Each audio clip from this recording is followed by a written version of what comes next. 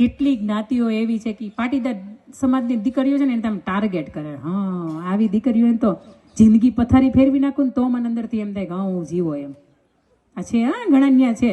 પણ મેં તમને બેને વાત કરી, મેં વાત કરી, જાગૃતિબેને વાત કરી હશે, એટલે ભાઈ આવ્યા તમને એને સિંગર ભાઈ વાત કરી ગયા. એક પુરુષ તમને જ્યારે એવું કહેતો હોય ત્યારે મને એમ થાય કે તમારા અંદરથી સમજવું જ પડે ને. એ જાહેરમાં શપથ આપીને નહીં, આ ઉપેન્દ્રભાઈને નાખી સમગ્ર ટીમ છે ને એને કહીને જાજો કે આ બેને કે તમે અમારા માટે જે કંઈ પણ સમયનું ખર્ચ કર્યો છે, રોકાણ કર્યું છે ને, આ બધા અમે વસૂલ છે ને, એટલા માટે અમે તમને પ્રોમિસ આપીને જઈએ કે અમારા જીવનની અંદર આ ઘટના નહીં બને. અને કોકના ઘરમાં બળતી હશે ને તોય આપણે શું ખબર છે, બહેનો તરીકે નિયમ છે. તને ખબર છે પેલા છોકરી ભાગી ગઈ એટલે, પણ તને ખબર હતી તેને રોકી એવું કામ એને? તને ખબર જ હતી સવારની 5 વાગ્યાની બસમાં જવાની છે, તને ખબર જ હતી કે ત્યાંથી કોલેજમાંથી અધરોધર વહી જવાની છે.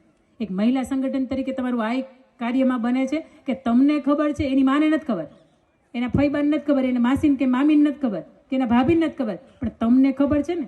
2 કાન ઉપર મારીને પકડીને લઈ આવો ને જાય હેણા, અને તમારી નજરની સામે તમને ખબર હોય વહી જાય, તો એક સ્ત્રી તરીકે આપણે તે માથું નીચા કર્યા જેવું સમય છે.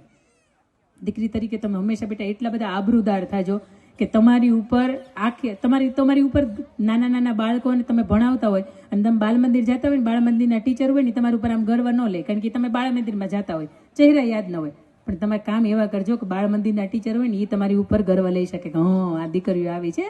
અને સમાજની વચ્ચે દાખલા દેવે કે હા રાજુભાઈની દીકરી છે ને, એવી દીકરી થા તો હું તને ભણાવું, એવી દીકરી થા તો તને હું સ્વતંત્રતા આપું, અને એવી દીકરી થા ને તો હું સમાજની વચ્ચે કહી શકું મારી દીકરી એક ભૂલ કરી પણ હવે એ જિંદગીમાં બીજી ભૂલ નહીં કરે. ખાસ કરીને દીકરીઓ તરીકે તમે આટલા બધા પાવરફુલ થજો, એટલા બધા આમ ખૂંખાર થજો કે સામેવાળાને એમ થવું જોઈએ કે આન પાસે જાઉં તો આપણે બળીને ભસ્મ થઈ જાવ.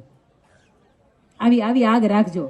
વાણીની અંદર એટલી તાકાત રાખજો, આ કાંડાની અંદર એટલી તાકાત રાખજો કે જેથી આનો ઉપયોગ કરવો પડે ને તેથી તમે કરી શકો, અને જાહેરની અંદર કરી શકો. અને કોઈના બાપથી બીવાર નથી, કારણ કે આપણી પાછળનો બાપ છે ને એ આખો જગતને જોઈને બેઠો છે. વિશ્વનું સૌથી મોટું ઊંચું સ્ટેચ્યુ કોણ છે?